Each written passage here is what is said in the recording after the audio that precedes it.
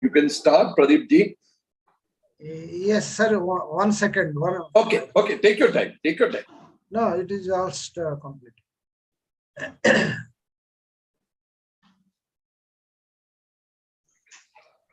Yes.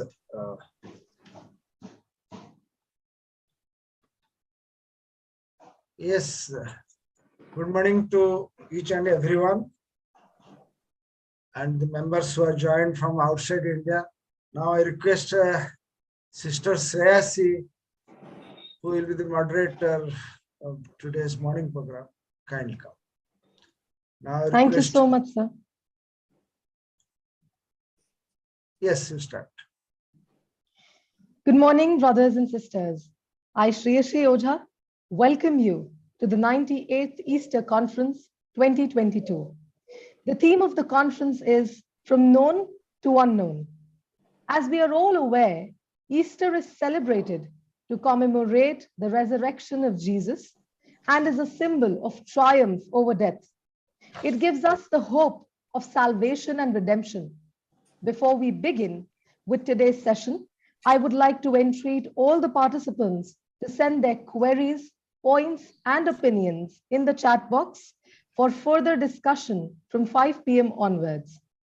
Beginning with today's session, I would kindly request Brother Pradeep Gohil ji, President of the Indian Section Theosophical Society, to invoke the Universal Prayer. Brother Pradeep Gohil ji. Thank you, Shreyasi. I will request everyone to please raise your thoughts to higher planes so that we can go through the conference that we are trying to perform today.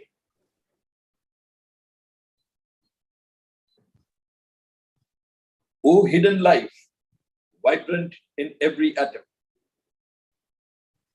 O hidden light, shining in every creature. O hidden love, embracing all in oneness. May each who feels himself as one with thee know is also one with every other.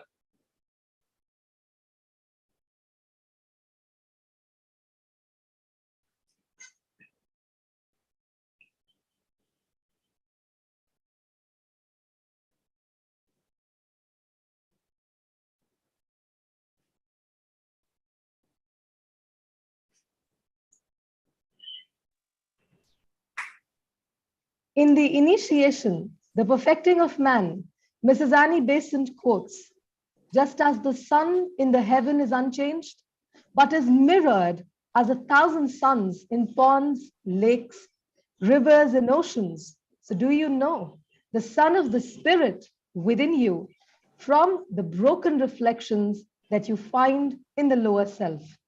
On that note, I would like to again welcome Brother Pradeep Gohil ji, urging him to drive us into the light.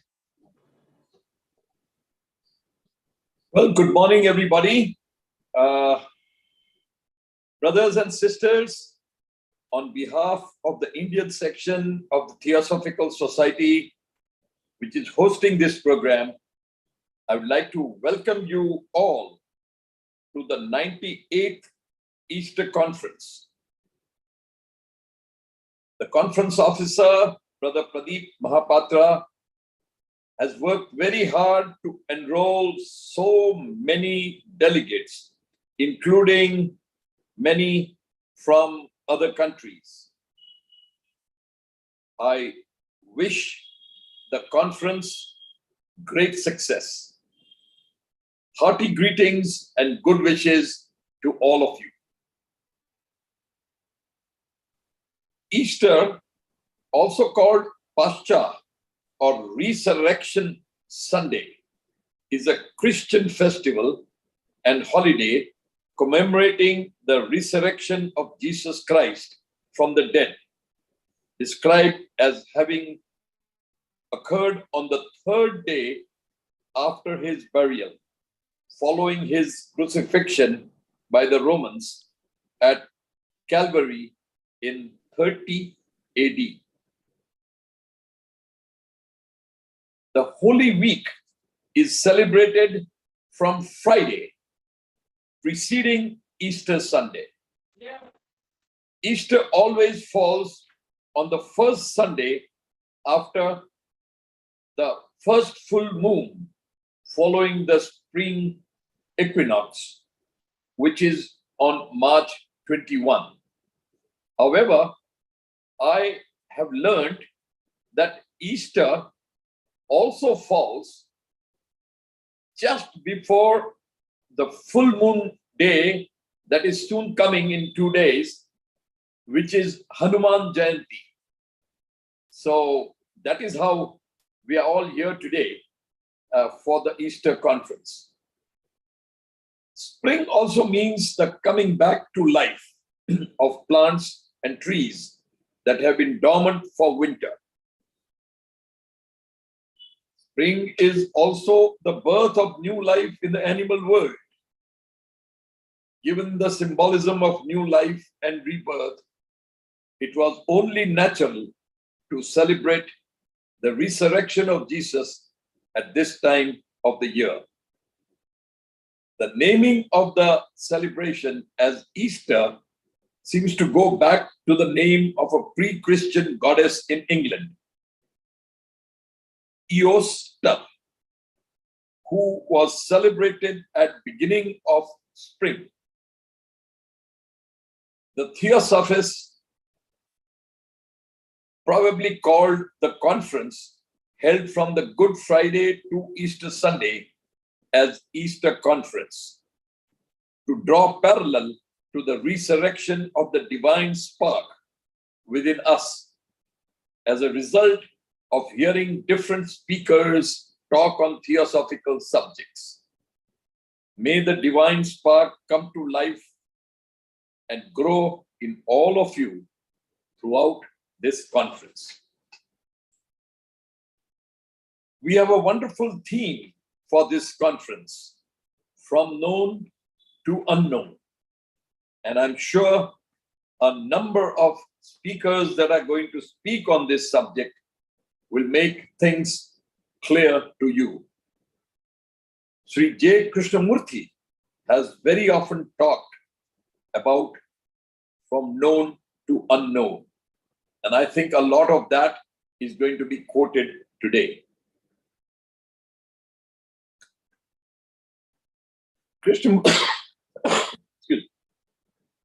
Krishnamurti said there is an individual as well as collective conflict and confusion in today's world. Chaos and misery had grown in spite of great material prosperity. He used to ask if one can have a mind which can put an end to sorrow and fear. And if there was chaos and misery in those days, it is a lot more today. And it is even more important now to have a mind which can put an end to the sorrow and fear. Krishnamurti had a striking presence. Even at the age of 89 years, he was a passionate pilgrim, exhorting the world to learn about the self and the ways of the me to put an end to violence and hate. Krishnamurti was not opposed to the cultivation of the intellect. He considered as essential the acquisition of knowledge in the fields of science and technology, learning a language and acquiring other skills. But he warned that if we use the same faculty of memory in our relationship to other beings, then that very faculty leads to fragmentation and misery. To him, enlightenment is not an end that is fixed. It is a timeless movement in love. Dr. Radha Bernier once said, while talking about Krishna ji, that he had left the membership of the Theosophical Society but yet he was the greatest living theosophist in those days.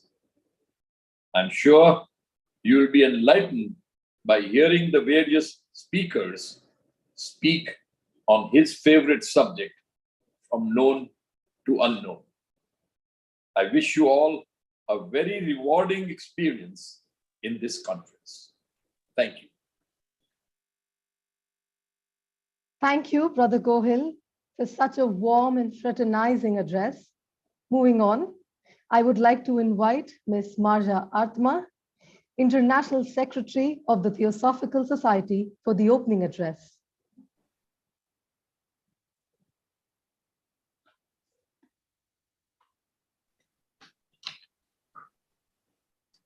Dear Pradeep Gohil and Pradeep Mahapatra, thank you for inviting me to speak at this Easter conference, and hearty greetings to all of you. I wish we could meet next time at Adyar. Yes. The first thought that came to my mind when pondering the theme from known to unknown was that it describes a journey or pilgrimage from youth to death, not from birth to death, because at birth all is unknown.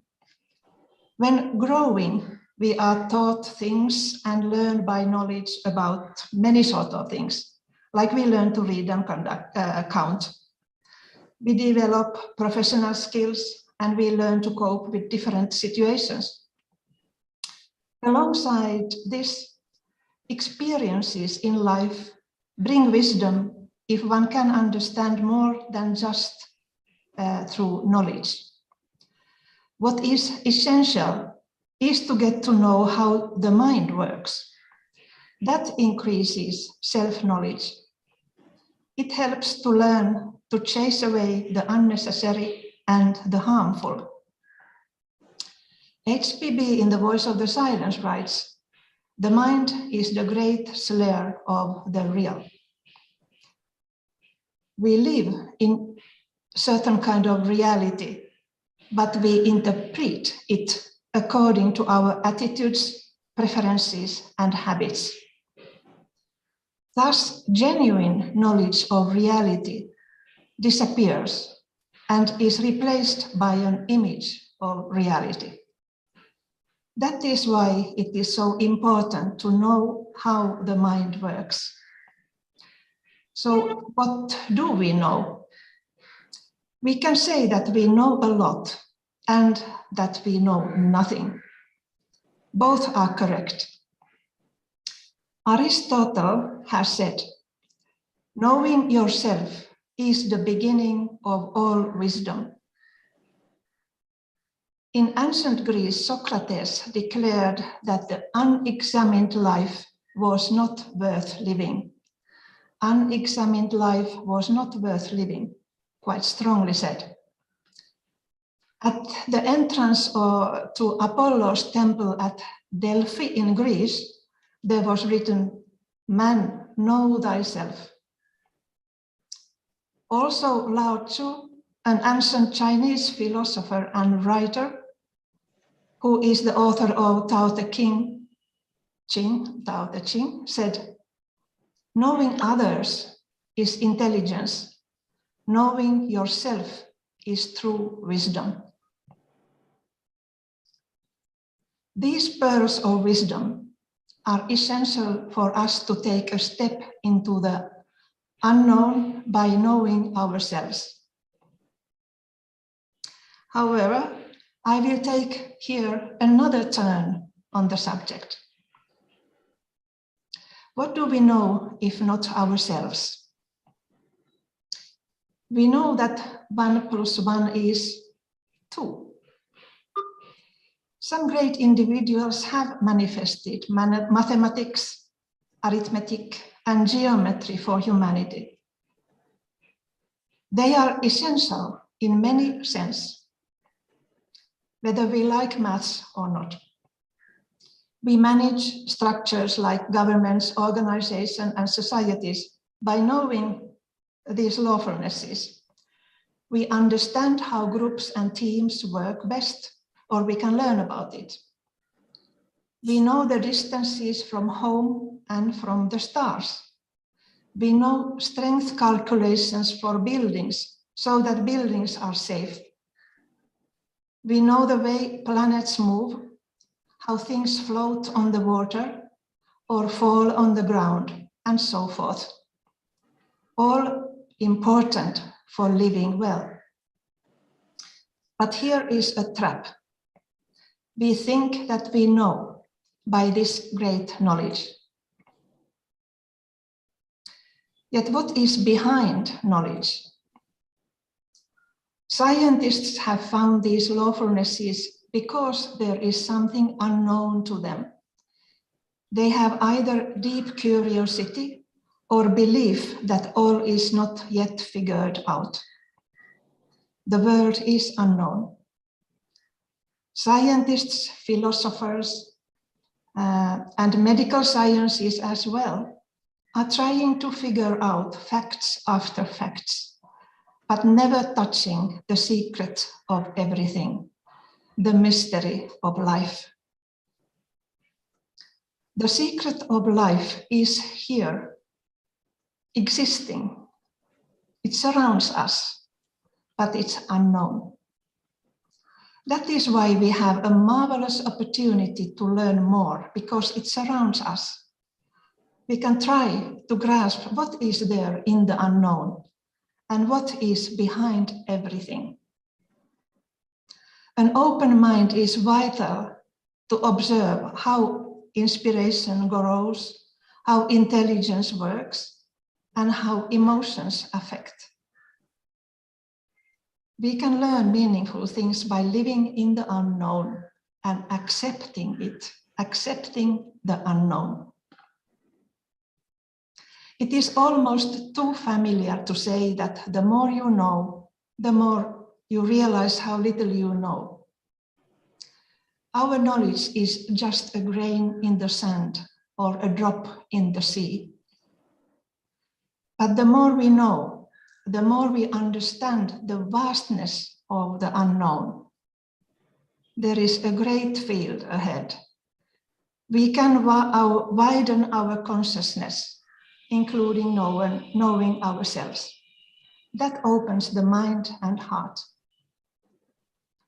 When you feel like being part of something vaster, unseen, then the little important me vanish and happiness comes in place. The paradox here is that then starts unlearning. And unlearning means that instead of adding up knowledge, we focus on the inner spiritual side. What comes now into the picture are two things, feeling and experience. First, you can feel the unknown. And second, you can experience the unknown. What is the difference between feeling and experiencing? You may feel that there is something unknown. You don't know what it is, but there is intuition about it.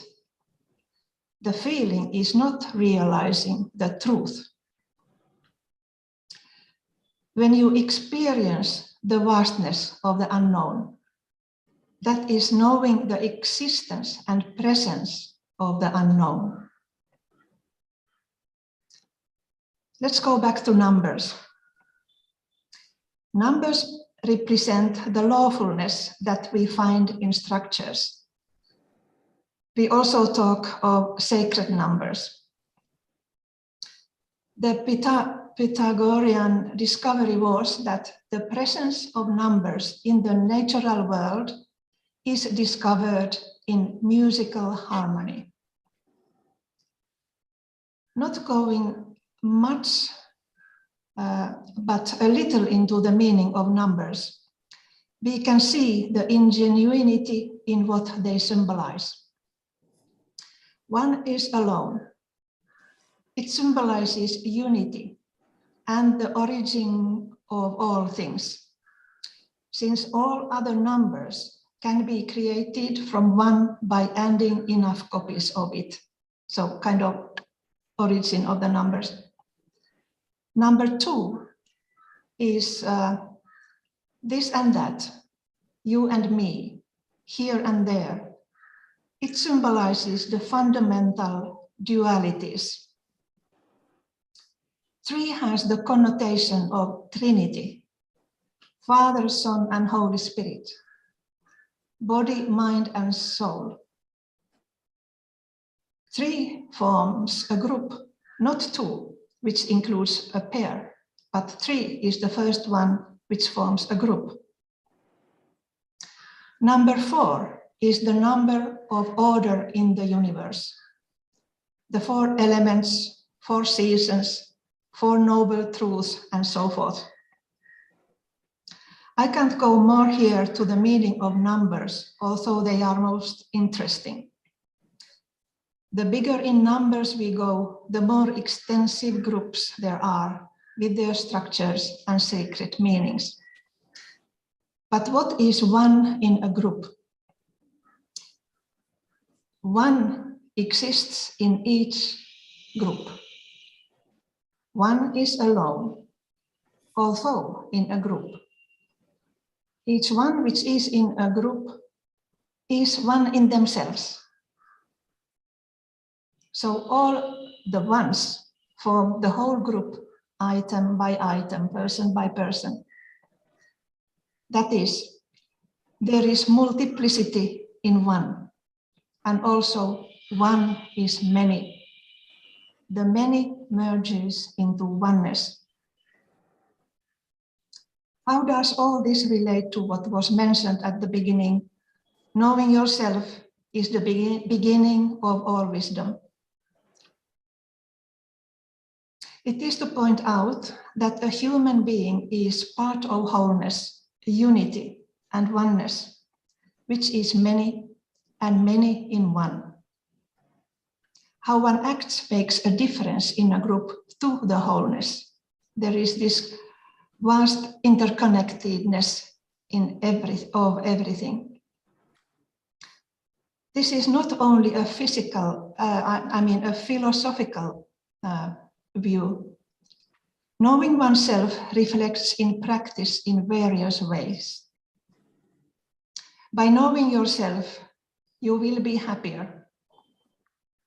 You will have less inner conflict because your actions come from your true feelings and beliefs. Knowing thyself leads to better decision making. You can control yourself in indulging in bad habits. You will be able to resist social pressure, which is important to realize nowadays. You are better at understanding and emphasizing with others. Earlier, I mentioned about feeling and experiencing unknown, the difference, or a little difference of them. What about believing unknown? There is a song called I believe in angels, something good in everything I see. I have a dream. In theosophy, believe in the invisible, or we assume the invisible. I believe in invisible, a higher power, nature spirits, perfected people, masters, to those unknown but known. We probably believe in a higher life towards which our knowledge either prepares us or leads us away. Then, when our individual life on earth ends, the unknown becomes known to that soul.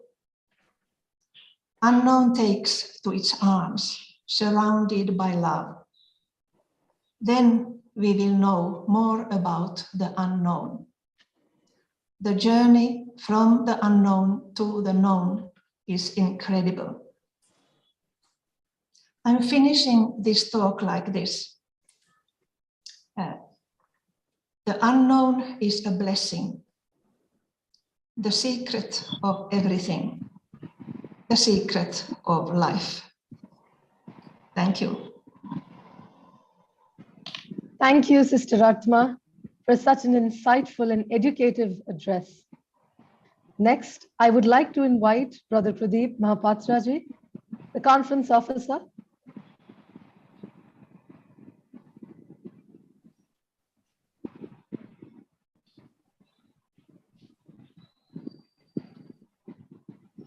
Unmute yourself, sir.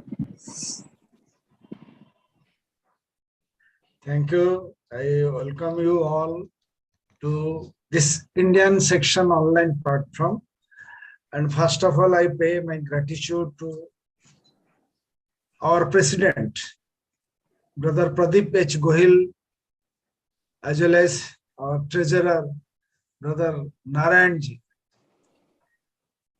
and also my young brothers and sisters, like brothers Shikhar, who helped me a lot for this program, and also moderators like Catalina, Shreyasi, Shivani, Bimal, and also Subralina, then Kritika, and also Smita Pragya. Both all are very dynamic students of Theosophy. They are going to help each and everyone in this conference by moderating different programs and help us and help the participant in different ways. We have three messages. First of all, International President, in his busy schedule, and the last moment, we can get his message through a video. Just I am presenting his video.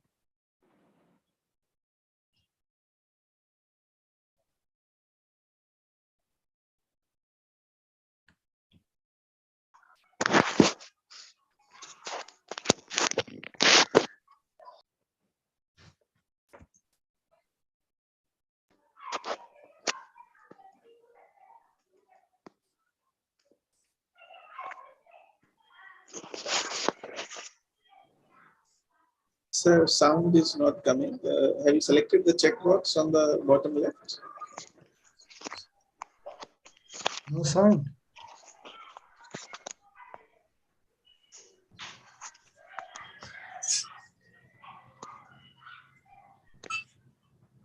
No sound.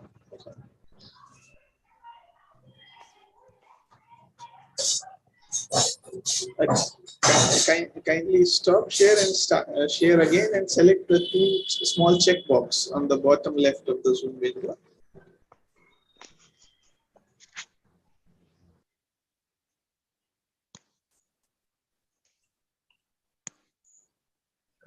Sekharji, is there any problem? Share, click on share. Select the video. Yes, that I have done. And then bottom left, two checkbox are there. Okay, that I missed. Two checkbox, yeah, and then share, yes.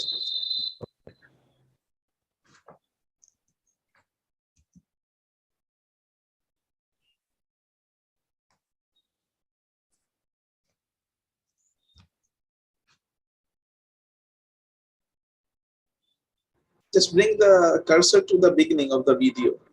Yeah, and click it there. Yes. Now play. Yeah.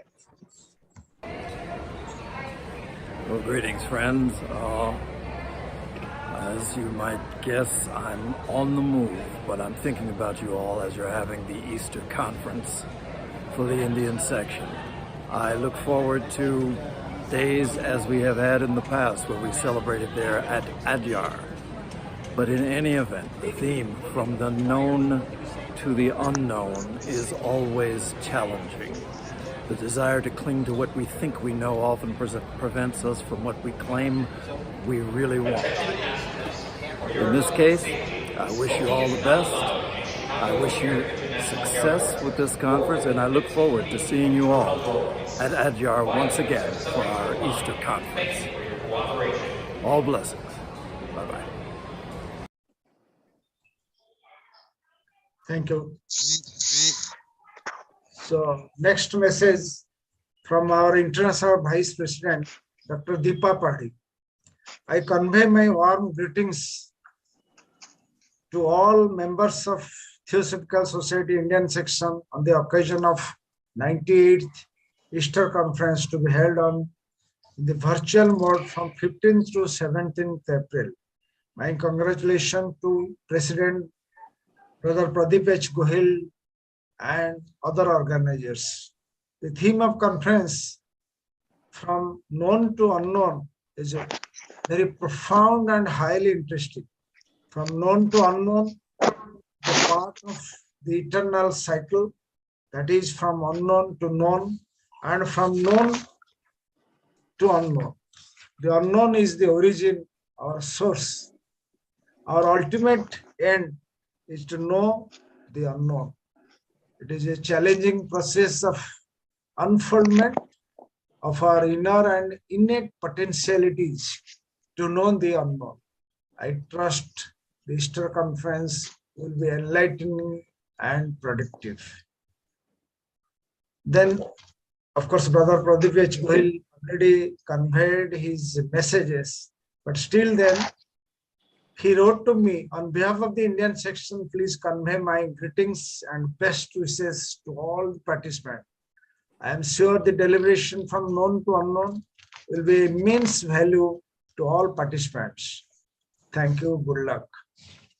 With these messages reading, I now shift to Shreyasi. Thank you, Brother Mahapatra. As we all know, the conveyor of the message is as important as the sender of the message and the context. It is because of your relentless service that we've all gathered here today. Thank you again. Now, I would like to welcome our first speaker for this session, Brother N.C. Krishna, presenting the theme From Known to Unknown. Brother N.C. Krishna joined the Theosophical Society at a mere age of 16. He is a professionally qualified chartered accountant and is now settled at Hyderabad. He was inspired by his maternal grandfather to join the Theosophical Society. He strives to lead a life based upon the theosophical tenets. He is now a national lecturer and a member of the Executive Committee of the Indian Section Theosophical Society. I welcome Brother Krishna.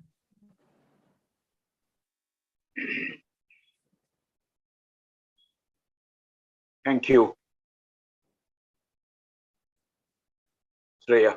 Dear brothers, the theme of this 98th Easter Conference, as has been notified, is from known to unknown. The title of the theme is suggesting that there is a way in which this can be achieved, however difficult it might be. We have to move from the frontiers of the known to the frontiers of the unknown. To understand this theme, we will take ordinary, daily situations in life and try to explore the theme. There is only audio in my case. I have no visual aids, which will make understanding better, they say these days. For me, personally, listening is everything. Seeing is next. And realizing is the ultimate.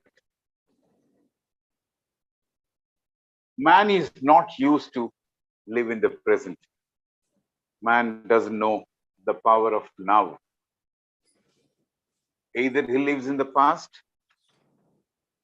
glory, or projects to see what is there in the future. So for my presentation, I'm not depending on any book or any author who has gone into this subject in the past. Man wants to know all about the future. He's interested in what the future is in store for him. What is the future of that individual? What is there in store for him is something which is interesting to him. We see so many who rush to seers and interpreters of horoscopes to see what is going to happen in the near future. In a way, this is a process through which one wants to know the unknown, the hidden time which is going to come and dawn on him, what it has in store for him. In my younger days, I used to see a person from Chittoor, Andhra Pradesh, who had a business card with the description that he was a clairvoyant.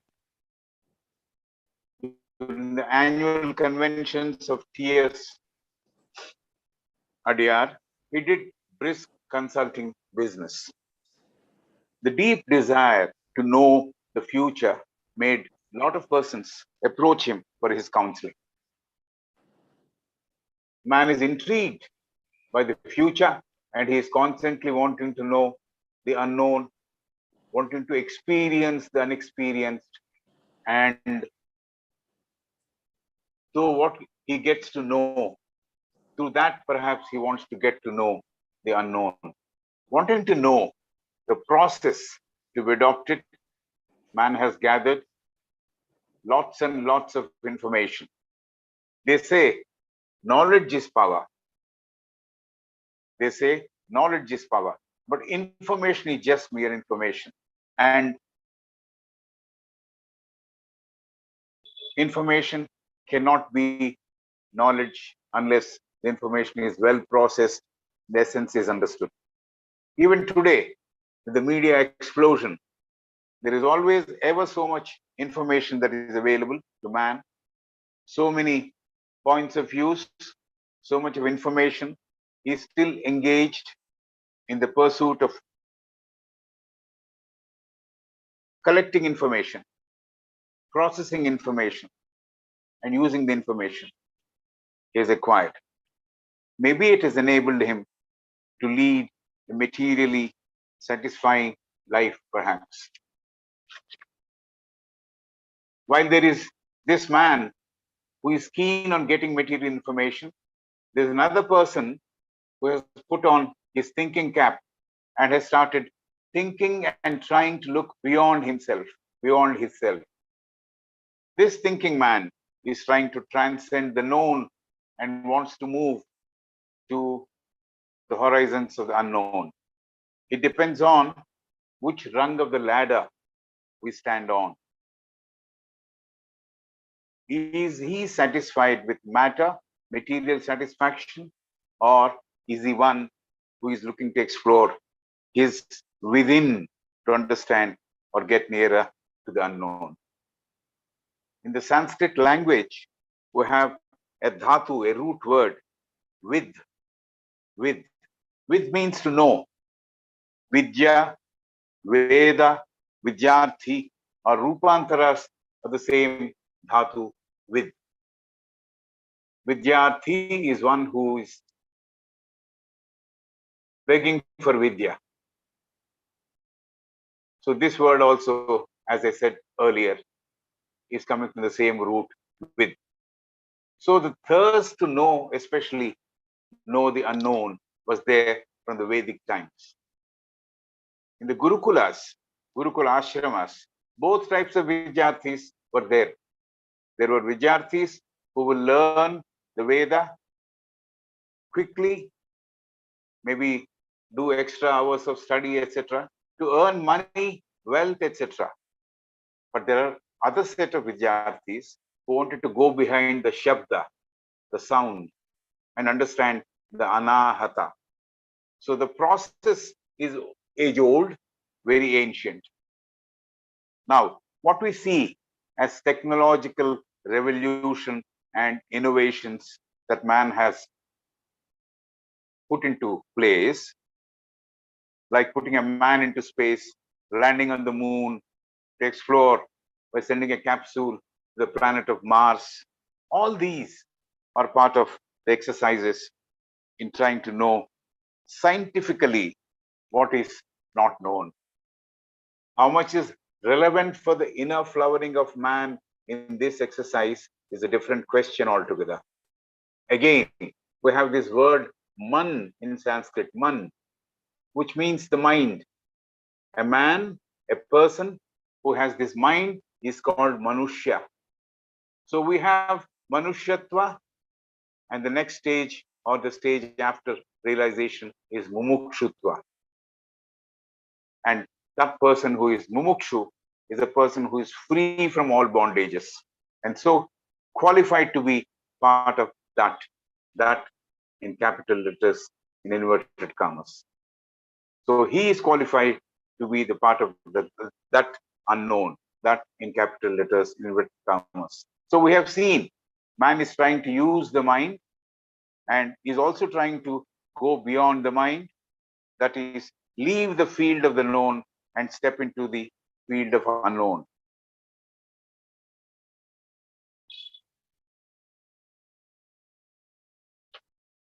Science is an integral part of knowledge. Knowledge, HPB says, is divided into religion, philosophy, and science. When we say religion, we're not talking of the present day connotation. Religion truly is equated with dharma or righteousness. How much of the present day scientific advancement is focusing on human welfare is a moot point. Mr. Putin, who is notorious these days, is able to sit in the war room and direct a powerful missile to cause unending misery to many people across the border, Ukrainians. I'm sure most of us are praying for the war to end and also helping those who are suffering endlessly by sending our loving thoughts, sending powerful thoughts to Mr. Putin also to end the war quickly, end the war immediately. Through science, using science, man has invented so many gadgets and is enjoying the material comforts which the gadgets are providing, and gadgets are also giving him a lot of entertainment. So many objects, so many gadgets in place to whet the appetite of many who are hungry for material satisfaction. All that is known, invented, has become a thing of the past. Even an iPhone, Apple phone, whatever has been invented has become a thing of the past. So knowledge accumulated over a period of time, even though materially useful, is a thing of the past. And we cannot approach the unknown holding on to this past material knowledge. Man is constantly inventing new things. And let us suppose there is a man who is trying to get his hands on something very new to satisfy his ever-increasing hunger for new experience with a new gadget. Suppose he has failed to succeed, he is not able to place his hands or operate the gadget. Then that man falls into a state of despair and starts asking questions. What constitutes life? What is life after all? When I'm not getting what I want, what is life? Why is there a gap between my expectation and realization? Like this, there are so many questions from within this man who is in a state of despair.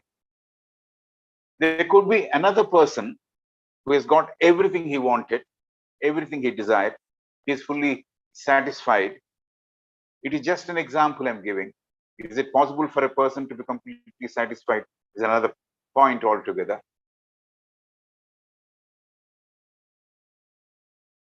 But he too has questions. His questions are different. His questions are different. What is beyond this material life? Having got everything he wanted, he says his life is boring, repetitive, and all the rest of it. He too uses his mind, stretches it to find out what is beyond the material, that unknown factor in the non-material state of nature. This is what he wants to find out, and this is what he realizes, that unknown factor is in the non-material state, which is beyond the known field.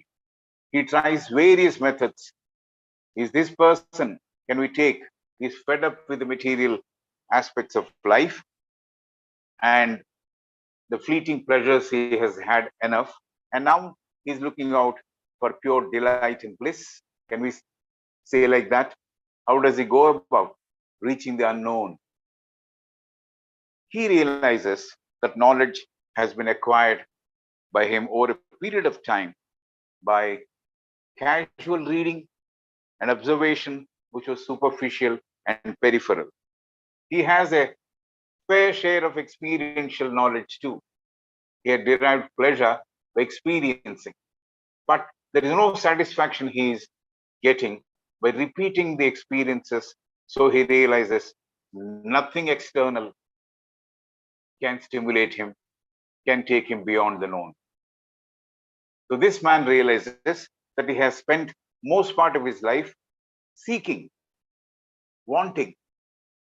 He was busy seeking objects of desire, experiences to get pleasure, chasing the mirage, so to say, is what he did. He realizes the seeking has to come to an end. There is a different dimension to his seeking now. He realizes the seeking has to come to an end. There's a different dimension to his seeking now. Now he starts methodically to seek that knowledge, which opens up the powers of nature. We have that well-known example of how a young man with a scientific inquiring mind got to know the law of nature. One day, as the story goes, when he was sitting under the apple tree, an apple fell on his head. This set him thinking, and he went beyond the physical aspect of the apple falling on his head and found out and came out with the nature's law, the law of gravitation. We hear and read Sir Isaac Newton was a very humble and simple person. He described himself as a person who picked the pebbles from the seashore. There is so much to know in nature, he says, going beyond the physical and being humble and simple with an inquiring mind, going within. He could get to that area of the unknown and explore the law of nature, the law of gravitation. Yes, we know his invention too has become a matter of the textbook. The process adopted, the attitude of simplicity and humility and clarity he developed led him to the frontiers of the unknown. He rightly marshaled the resources and the faculties of his higher mind and traveled within, not looking externally, traveled within for once, and understood what exactly nature has to teach him. So for one who is willing to use the faculty to the higher mind, the doors of the unknown open for him to enter and explore. Unfortunately, we're all programmed to look at the outer, at the grosser, and to feel the tangible, to describe, say, for example, a tree. Our knowledge is not complete, we know. It's very peripheral. How can we say we know the tree completely, totally? We do not know. Lots of times we say we know a person. We might be associated with him for more than 10 years. We say we know that person.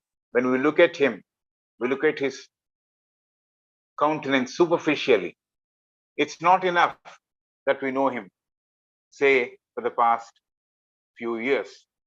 We at the best know him by his name, know him by his qualifications, know him through the job he holds or the position he holds in the society, or we know him by associating with the place from where he comes from. By all this information we have about him, do we confidently say we know that person? We don't know that person in toto in reality. There is that oft-repeated story of a group of blind people describing an elephant. They did not have the eyesight. Each touched a limb of the elephant and experienced the elephant and perceived the elephant and thought that was the whole of the elephant. We are people who are gifted with a vision, two visions, one external vision, one vision which takes us inside.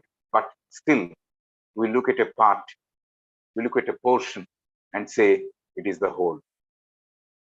Taking this further, we all have seen the banyan tree at Adyar. We see so many other banyan trees in the same campus and elsewhere. When we are sitting under the banyan tree on the stone seat which is provided there, do we know everything about the tree? Are we interested in looking into the deeper aspects more than the physical? Can we become one with the tree like we try to understand the rose when we become part of that rose? We become the rose to understand the rose. So can we be part of that consciousness of the tree to understand the tree at a deeper level? We all might have seen the fruit of the banyan tree. Many of us would have seen the fruit of the banyan tree on the roads. The fruit has number of seeds. Man perhaps has never tasted that fruit, but a squirrel, a crow, not only tasted the fruit, but gulped its seeds. The squirrel has discharged the seed onto the ground. There was rain that evening, and the discharged small speck of that seed of the banyan tree, along with the rainwater, has entered the bosom of the earth. After a few days, a tiny plant sprouted or sprang up. Nature has taken good care of that, nurtured the plant. Over a period of time, maybe after 10, 15 years, or maybe 40 years, the plant grows into a tree. It gets transformed into a huge banyan tree. This is the story of the banyan tree. More relevant questions are there. What was in that seed of that banyan tree? Was there energy? Was there space? Or was there empty void? Was there something else which defied description? But there was something not known to us. That something which was existing is that unknown which we're trying to unravel. So that power of the unknown has transformed the tiny seed into a huge tree. Can we guess the process the nature has adopted? The process is beyond the botanist's comprehension. The botanist also will not be able to say fully what exactly happens. Many of us will say that the seed is the cause. But there were so many factors, so many causes, the squirrel, the earth, the rainwater, the nature, which nurtured the plant. What was the root cause? What was there in the seed? Maybe that was the beingness or that void which was the cause, which worked wonders. We have the story of Uddalaka and Swetaketu, very often repeated from the Upanishad. So, like all the surgeons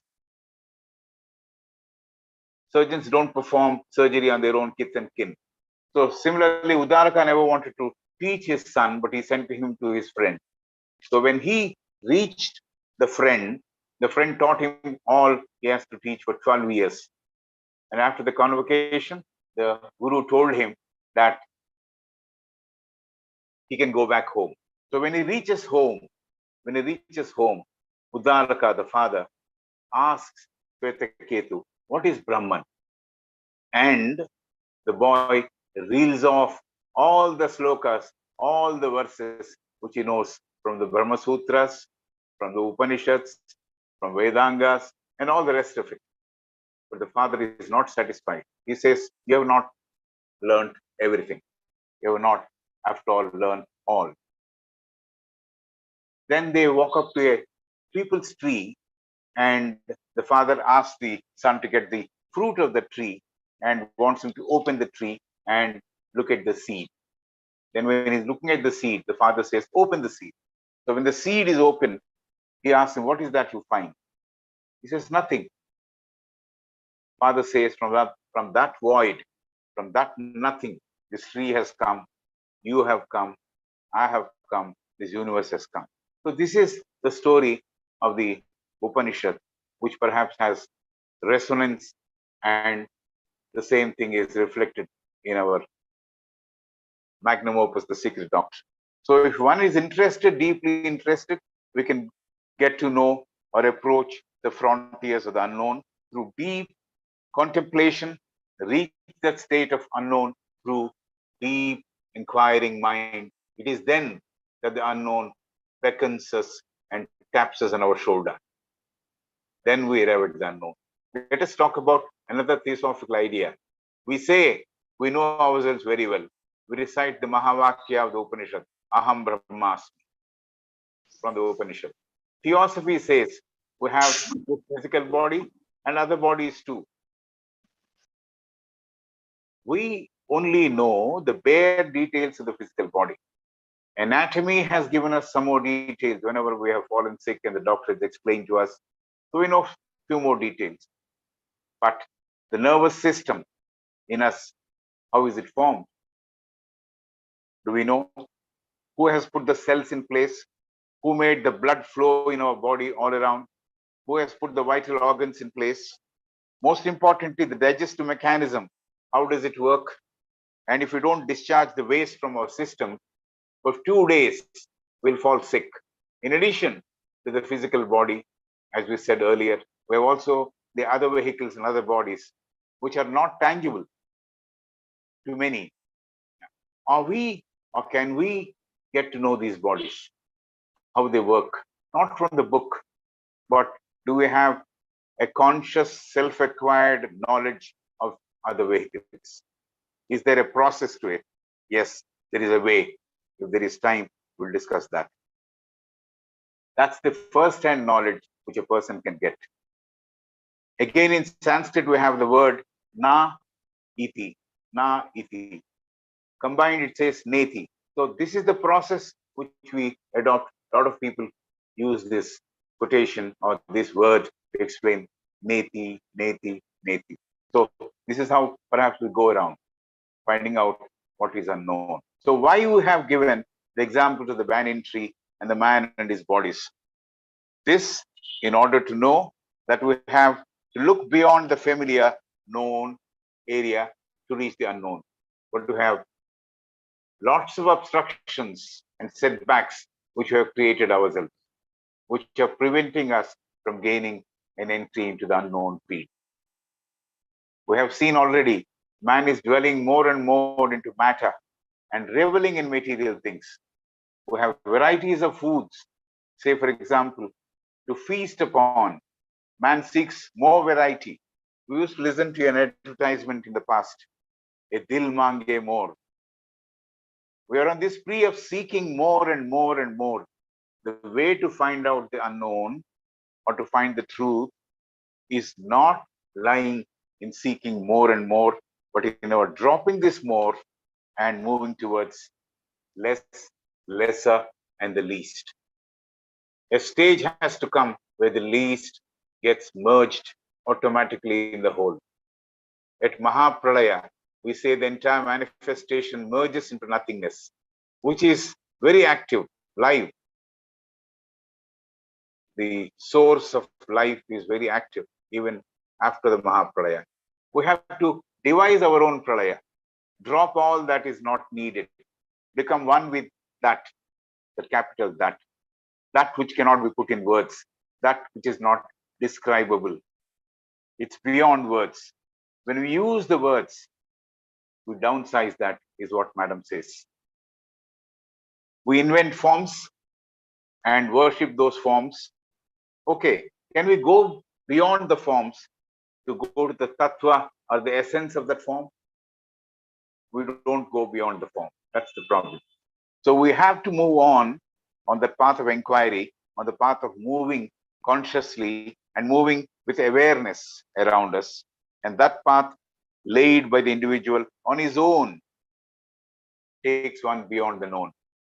When in that retreat within, in that process of going within, going inside oneself, lies the way to find the truth, which is unknown, as we call it. There is another factor which shuts the door to know the unknown. It is the idea we have formed about ourselves. We read and say we have to get rid of this petty self, but it requires tremendous effort, prayatna, as we call in Sanskrit, tremendous efforts to get rid of this petty self. Leave the self, leave the singular, and embrace the whole. That's perhaps the way. We have to move towards freedom. The petty self has to be dropped, which is the calculating self, the scheming self. That is actually the weed. That is actually the weed which is binding us, spoiling us.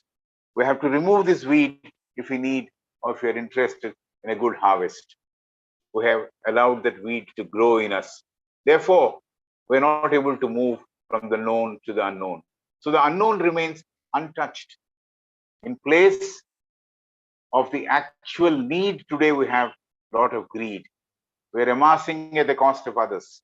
We have in our heart selfishness, hatred. There is no love. In our journey, we see the other man as a threat. This is not only limited to getting more and more of the material comforts or in grabbing more and more for myself. The hatred and jealousy is also due to the position one is holding in the society. I'm scared that I may lose the position to him. So I want to put him at distance.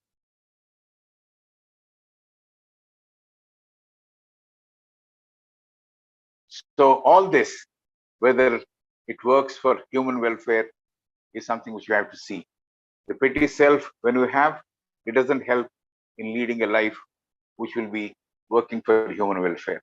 When we work unselfishly, not necessarily because we have a post, we have a place to work with that post. We should be able to work holistically, effectively for that organization. One will never realize the value of freedom as long as one is holding on to that position. Leaving the position doesn't mean going into oblivion. Actually, leaving the position, leaving the ego, leaving the selfishness, we pave the way towards nothingness. That state takes us closer to the truth.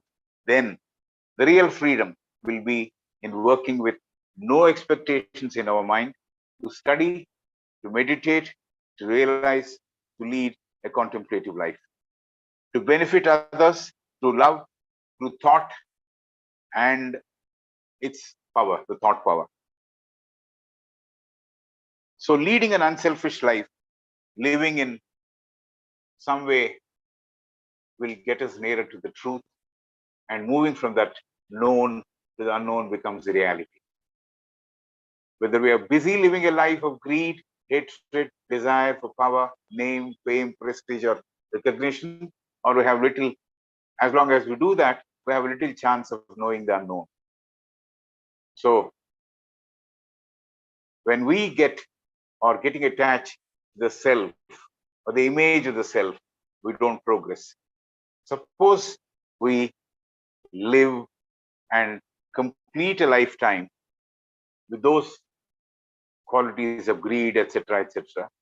When we come back, if we have to come back, we come back with a begging bowl. But if we live a free, unfettered, unselfish life, working wholeheartedly for humanity and human welfare, we get nearer to the doors of the unknown. There is no seeking. There is only giving. Giving without measuring, giving without choosing. Giving gives us joy. Joy opens the doors to the unknown. We cling, as it was said some time back, to unwanted things. Unless we practice throwing away unwanted things, we'll not be able to tread the areas.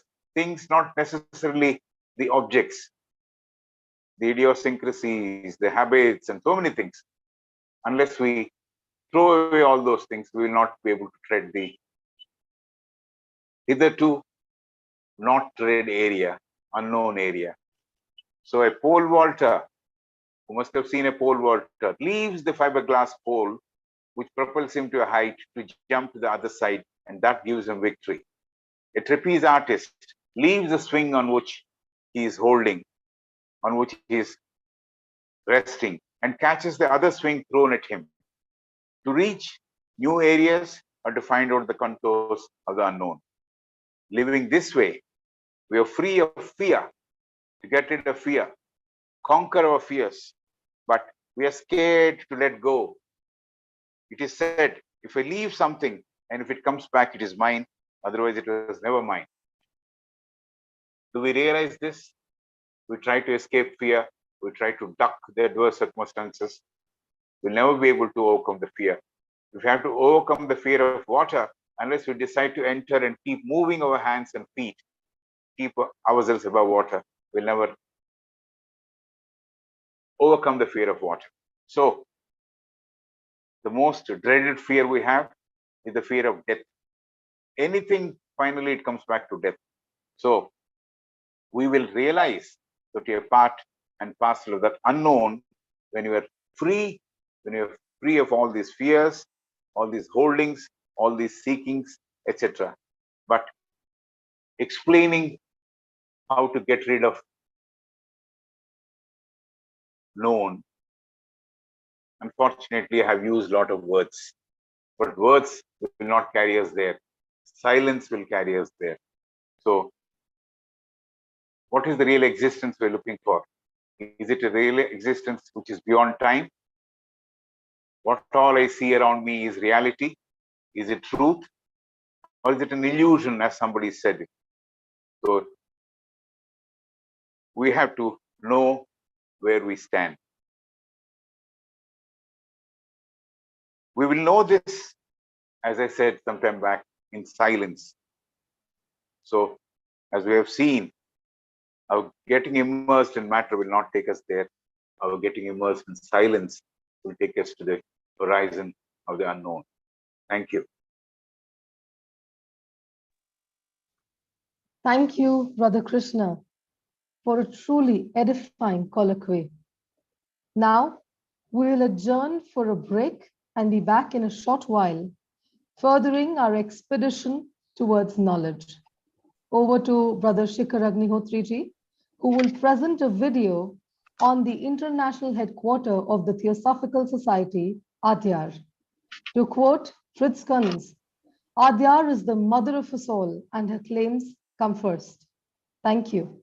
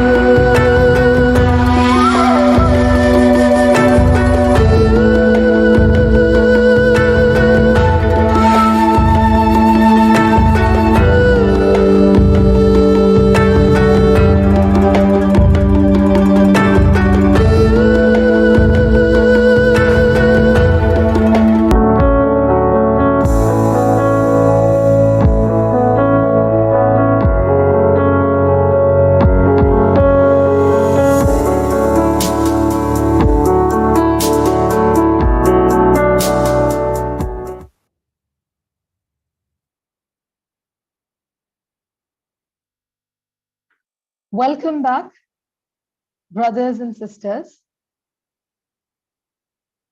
I hope this journey has been as enriching and soul illuminating for you as it has been for me. Thank you again, Brother Shikhar, for such a vivid journey that we experienced to our sacred abode, Adyar. It feels as though we were present there, though in spirit. Before we begin, I would like to remind all the participants that the opinions and questions are to be sent in the chat box for the answer session 5 p.m. onwards. Now, without further delay, I would like to invite our second speaker, Brother K.A. Adikeshava Prakash Sastry, who will expatiate on the topic, the Pilgrim, the Path and the Probation. Brother Prakash Sastry is in Theosophical service since 1977. He has done his bachelor's in engineering and master's in business administration, along with master's in arts in Sanskrit literature. He currently works as an educational researcher, trainer, and software consultant. I welcome Brother Prakash Sastry.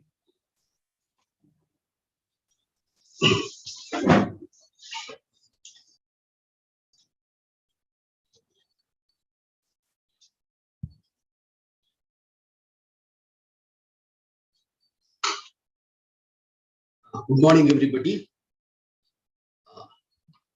Let's start with today's topic is the pilgrim, the pilgrimage, and the probation.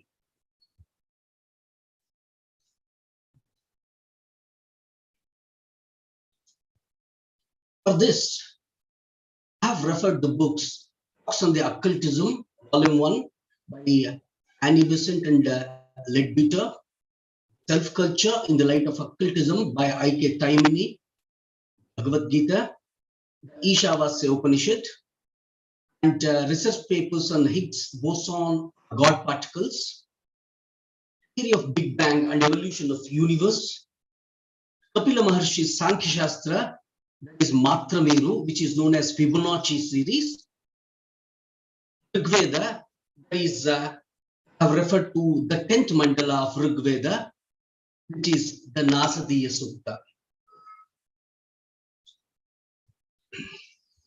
So let's talk about the first initiation. The first initiation of the total process, the process is called both the evolution and the involution. The first initiation starts with somebody called a pilgrim. The pilgrim has to find a path, the path which takes him to his destination, and for that path, he has to have some probation. The probation, which is nothing but the work he has to do, attempts he has to make, and creating avenues, pass through the path, reach the ultimate. This is the first initiation. Here, the most important aspects would be talking about the pilgrim and the path. Once we come to know who is the pilgrim and what is the path of the pilgrim, then definitely the probation he has to do, he has to undergo, will automatically match with these things. The important aspect is to understand the pilgrim. So, of these three, the pilgrim and the path, understanding of the pilgrim and the path, will take a lot of efforts and time. So, we'll start with the pilgrim.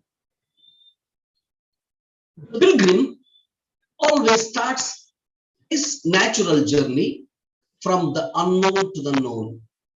As you know, this topic is known to unknown, but take the route of known to the unknown, we have to know exactly how pilgrim travels from unknown to the known. At beginning of the journey of the pilgrim is explained in many ways.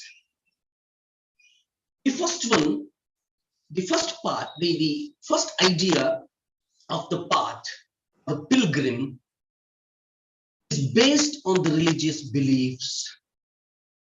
And the second would be the scientific facts and theories. When I talk about science here, science is a physical science. It's more of physical in nature. The third one is the explanation given by the occultic metaphysical explanation. So, we know about the pilgrim through our religious beliefs, the religions that we follow. Second one is the pilgrim is a person or a thing which the physical science explains. The third one is the explanation given by the occultic, the metaphysical theories. So, first of all, we will take up the religious beliefs.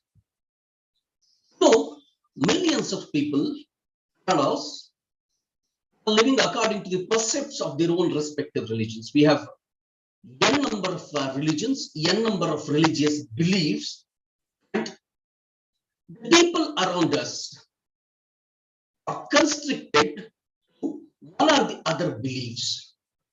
So, what exactly many religions say about the pilgrim?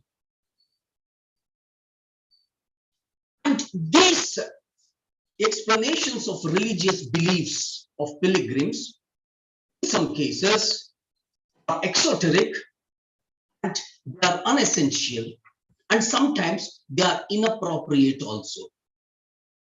Yes, religions, every religion has its own sets of laws, its own sets of beliefs, and its own sets of the people who follow it. And religion is also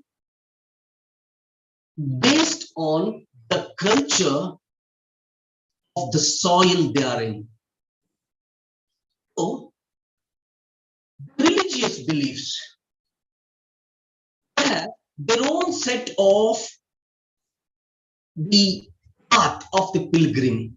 Is the creation stage, which is called anti-creation stage.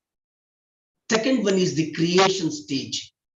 Where exactly was the pilgrim? Exactly before the creation took place. Where exactly the position of pilgrim was when the stage of creation was taking place.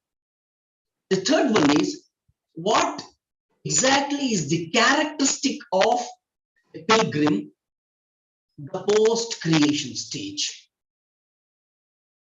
We can move one by one. Religious beliefs have different variations of it. The basic question one would ask, because I have been asked this question many times, whenever we speak of the pilgrim and the path, say, when did the pilgrim come? How did the creation of the pilgrim took place? Now, the creation, according to the religious beliefs, most of the religious beliefs I'm talking about, is that God created everything. God created us. Us means the pilgrims. When God created everything, the basic question one would ask is, God created everything. Did God exist before creation? Did God exist before us, the pilgrims? The question would be, yes, God existed before the creation, then he created everything. And what did he use for this creation? That is the basic question. What did he use for the creation? If so, if he used something, because when you have to create something, there has to be something. Create something. Simple as that. A carpenter, if he wants to make a table, he needs few things. Wood, instrument used for cutting, other things. So did those things exist along with God? So he had something to create out of. And if that's the case, as per the religious beliefs, God was not alone. There was something that was also contemporary of God. So the basic meaning, the basic essence of God here disappears. God was not alone. So we are giving importance to the God. God had few things which were contemporaries of himself, and we have to give the importance for those things from which he created. So this theory, this whole theory has duality. One stage we say God, second stage God created. These contemporaries take place. That is why most of the religious thinkers fail to explain the term God. So we were the creations of God. We existed along with God. There was something. Potter, he needs, he had that soil with him. So the pot was created out of soil. So that soil was along with God. So the pot was contemporary of God. Now, this duality fails the exact essence of God. And when we talk about the anti-creation stage, that's the stage where before the creation, again, physical sense fails to explain what was there before the creation of the pilgrim.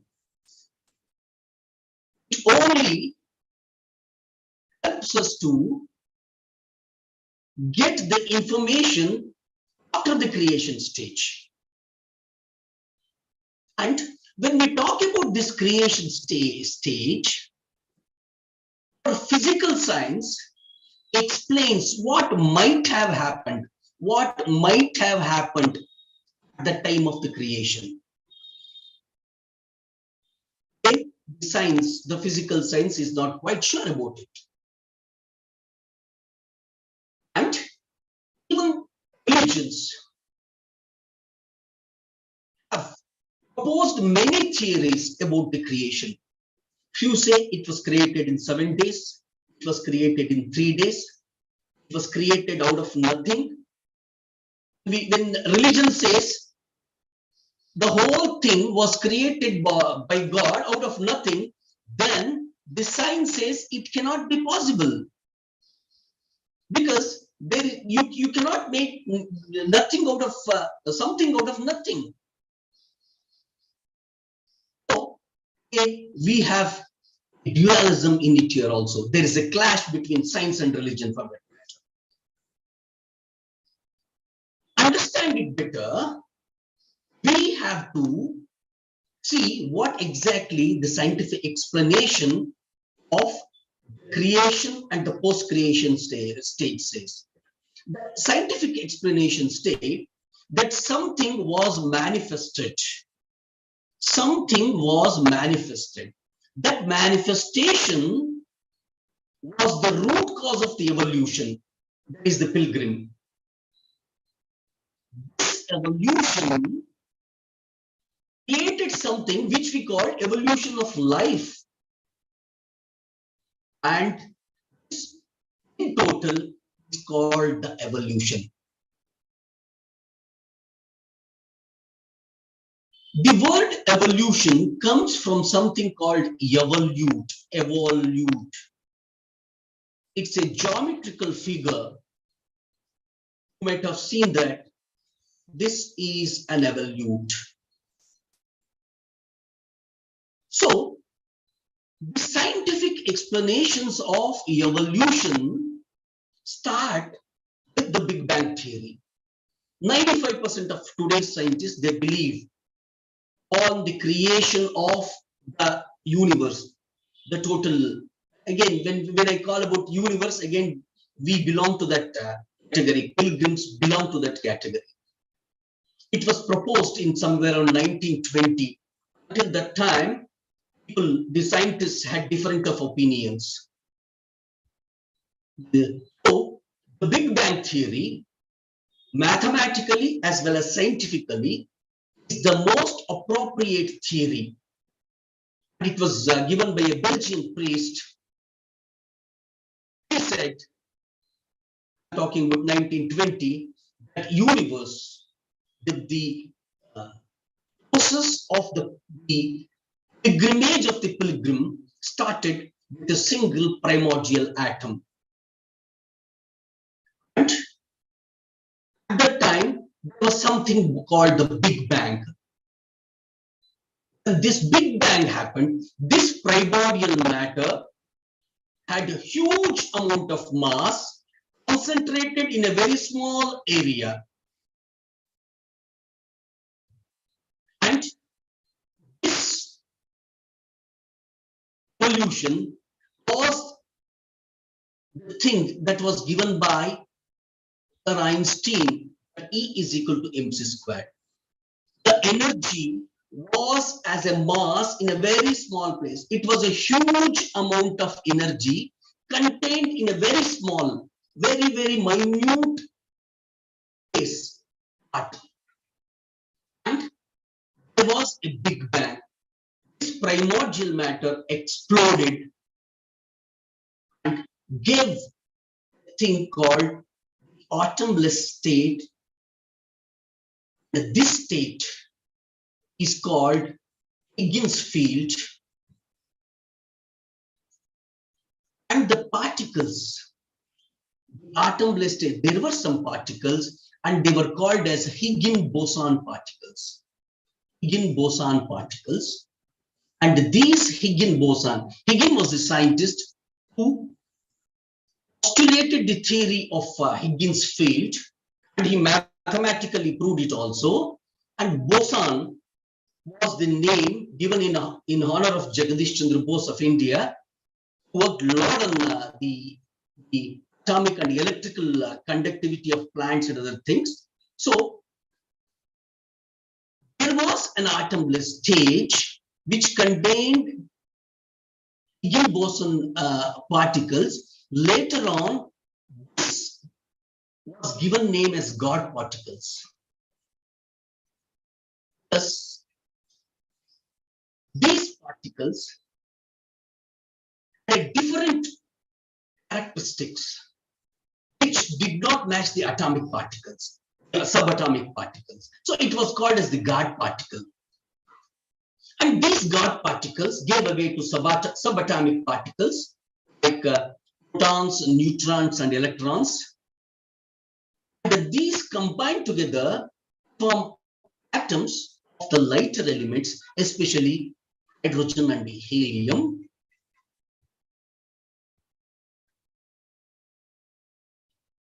And these hydrogen and helium atoms combined together, and there was something called nuclear fusion.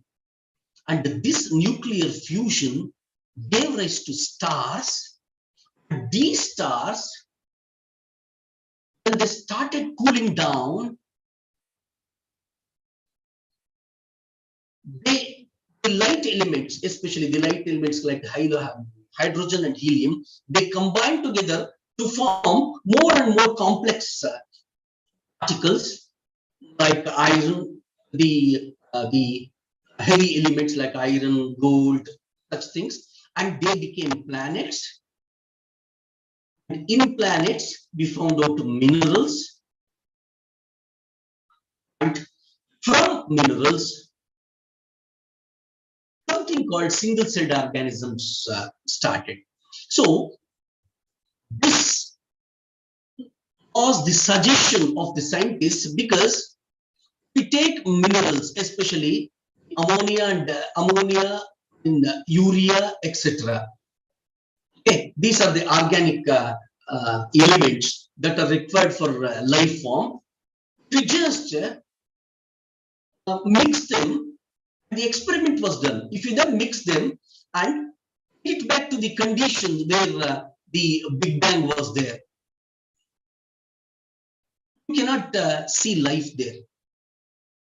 How life started? Because of something called God particle. There was some kind of energy which was unknown till that time. That is why the name was given as God particles. There was something which gave rise to single-celled organisms. Again, as you know, multicellular organisms were born. Then we had plants. Then we had animals.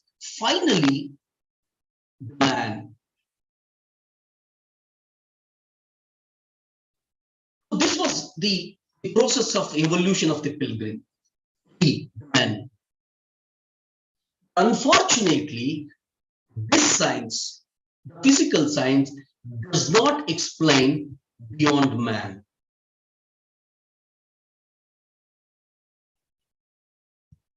This science believes in something which has happened, which is being studied. From man, if you ask any scientist, any biologist for that matter, what after man? Maybe would say Superman, a super species of man.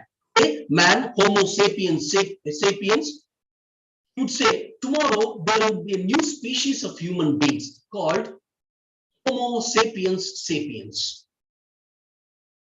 That's all. So here, science again fails explanation of the pilgrim, that is us, and our future path. Whether we remain as human beings, that's the question. But again, if you take scientific this thing, energy became mass. There was a lot of energy, and this energy became mass. Mass, if you are not a science student, you can say mass, something which is solid, which can be seen.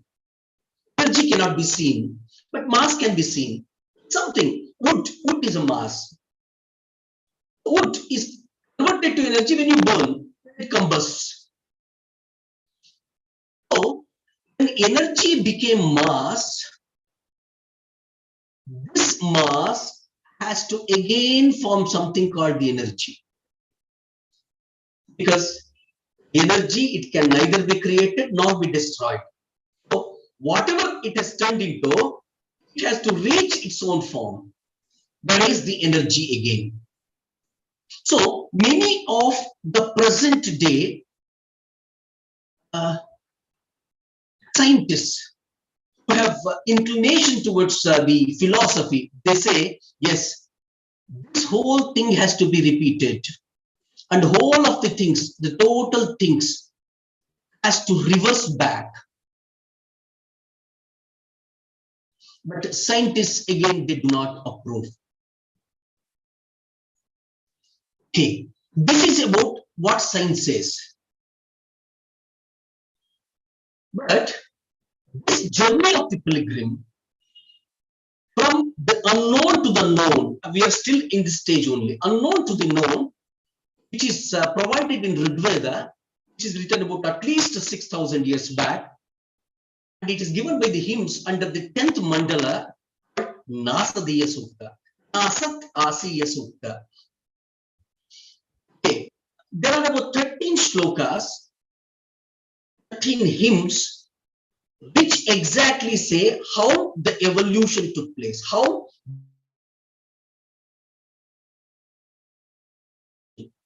place. I just please listen to only one shloka of that.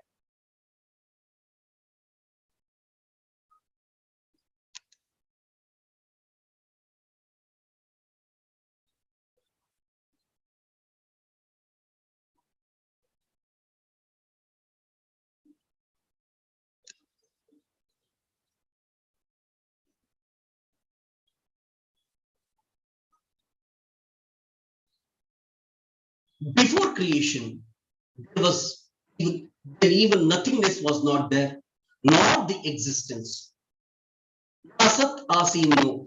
There was no truth, there was no untruth also there. There was no air, there was no heavens beyond it. What covered it? Where was it? In whose keeping was it there? In depth unfathomed. It means the before the creation of the pilgrim, there was nothing. That nothingness, which is unmanifested, which does not have any characters, is called the ultimate logos. There are about 13 shlokas. You can go to YouTube or some other things where you can have the translations also. It's a beautiful Nasadiya Sutta is a very beautiful thing for the creation. Okay, let's come to the presentation of the pilgrim's journey in terms of the philosophical way. You see, we have unmanifested God. This is anti-creation. God is unmanifested. Now, he manifests to cosmic logos. Remember, here is purest form of energy. It is the purest form of energy. I can say there is no mass there. Now, as it comes down all the planes, it starts gaining mass. Where we have cosmic logos, I don't go in detail with it. It is provided in Self Culture by I.K. Khamenei. So, when this unmanifested God comes down all the planes from Adi, Anupadaka, Atmaloka, Buddhic Loka, mental, astral, and physical, now it starts gaining mass. When something gains mass, the nature of anything in this universe, which is called the vibration, starts decreasing. The unmanifested God is nothing but the vibration. We can call it scientifically the frequency at which it vibrates. It is given in hertz, like the electricity that we use a 50 hertz. So for every second, it moves, it vibrates 50 times, positive, negative, positive, negative. This unmanifested God has infinite frequency. Infinite frequency. And as it comes down, as the manifestation of the unmanifested God comes down, and more it gets manifested, and it starts gaining mass. When it gains mass, you have the lowest form of vibrations. So the lowest plane that we talk about, the physical plane, you have the lowest vibration rate. Where exactly? At the minerals. Minerals have the lowest vibrations. Now, called the evolution. This is called the evolution. So the evolution stage stops at minerals. Once the evolution stops here, there is something called involution starts.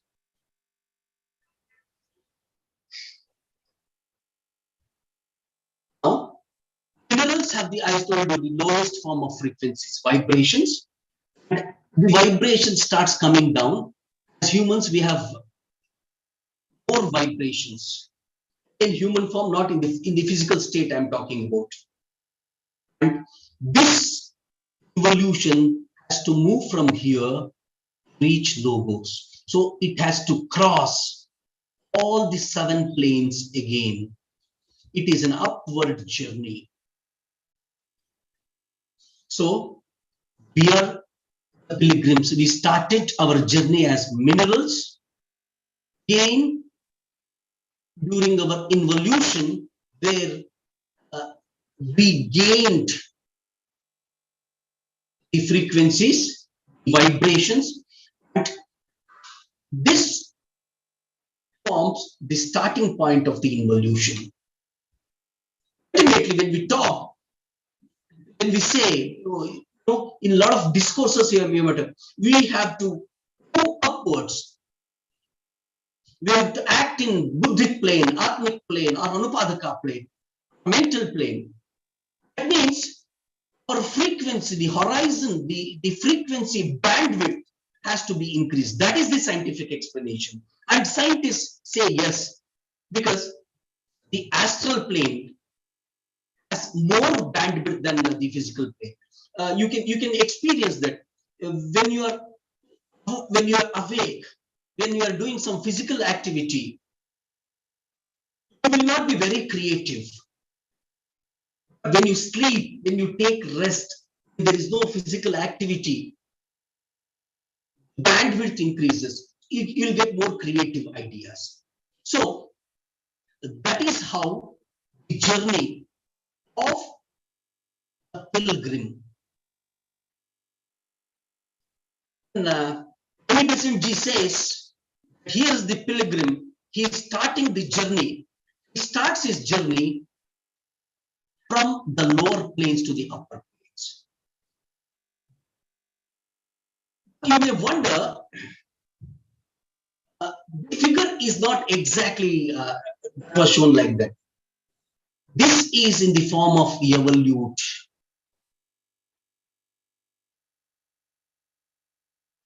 So the creation started here and we are here. Let's say man is here. The pilgrim. I'll call him as man only. We are here. Reach to this position, you don't directly come down. There is something called, that is why it is called an evolution. You just Google it out. Evolute. Evolute is the mathematical figure that is given like this. And this is a scientific aspect. Because evolution, which is explained by Kapila Maharshi in his Sankhya Shastra. It's a very beautiful thing. Again, it's available. The material is available in Google. I have also given a lot of discourses on it, the scientific this thing, where one became 2. We call it as Matrameru. Suppose from here to Anupadaka Loka, if it takes 1, from Anupadaka Loka to come down Atmic Loka, it would take 2. Again, it takes 5. This Matrameru is nothing but the Fibonacci series. That is why even scientists, the biologists, called the transformation of viruses to human beings. Again, Charles Darwin theory, 90% agree, 90% biologists agree. Only few say it is very simple. Darwin's this thing is from our ancestors were monkeys to men. That's what Charles Darwin said. But some religions say no. You cannot have men from monkeys. Monkeys were created differently and men were created differently. There is an argument. But really approve this thing is, scientifically the fact is that yes, humans, we had ancestors as monkeys. So even that is based on a scientific thing. So there is some calculation in nature. So now we have ourselves as the pilgrims. The center stage is on us, and our journey has to start from here, and it has to reach from here. It has to reach here. That means from the lowest level, the physical level, we have to act in the astral plane, which is a higher plane, mental plane, buddhic, etc., etc. But reach from this physical to astral plane is not direct. Again, it has to involute. Let me tell you, moving from physical to astral is tougher as compared moving from buddhic to atmic level, because the distance will come down, the time will come down. So essentially, these three will have to be adjusted. This is the pilgrim. So, pilgrim, you can say it is given in Bhagavad Gita.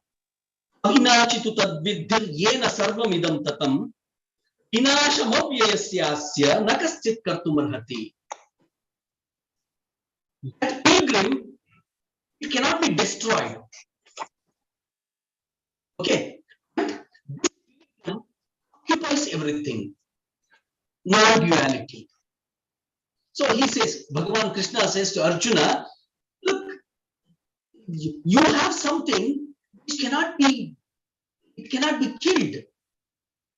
And, so it was there, it is there, and it will be there. It occupies everything. And what is that? How good is that? How big is that? Yes, it can be explained.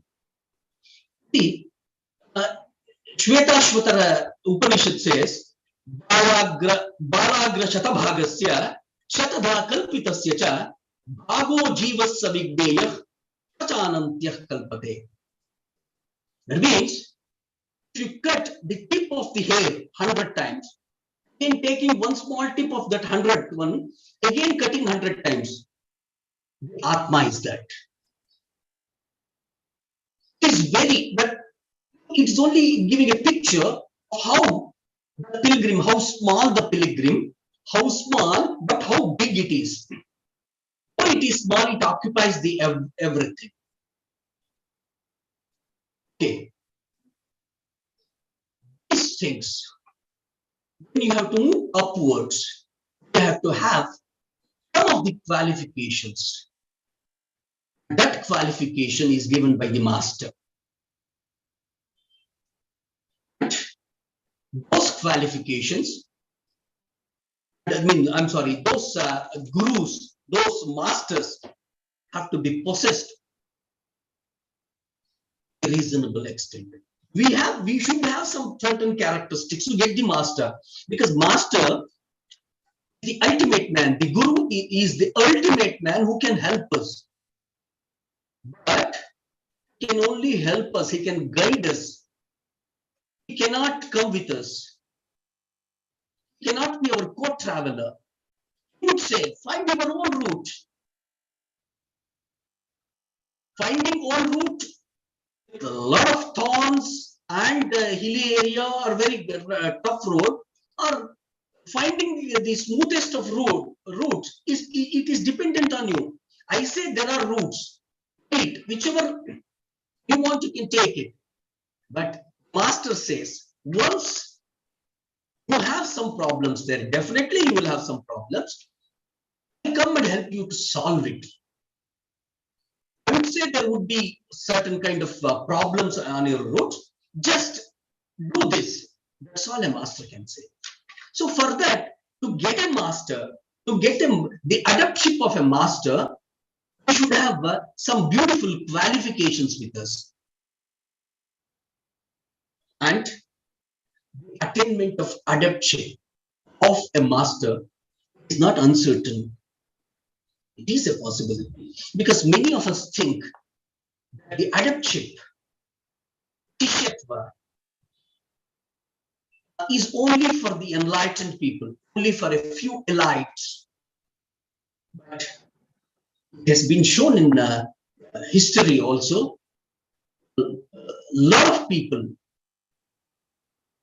have seen the masters, have been there under their adeptship. It is a possibility. So we should stop thinking that yes, adeptship is not for us. Adeptship is for everybody as willingness to move towards the path of the self-realization. And remember, a master is always ready in the path. The pupil is ready. See, we know about the pilgrim, we know about the path. Now, while moving on the path, we need a master who can help us. And without a master also, you can. It is like, binding your eyes and moving on the road full of traffic. But master will open your eyes. He will peel off the cataract in our eyes. That is the work of the master. So, when we want the adeptship of the master, along with that, we have to play our parts in the world.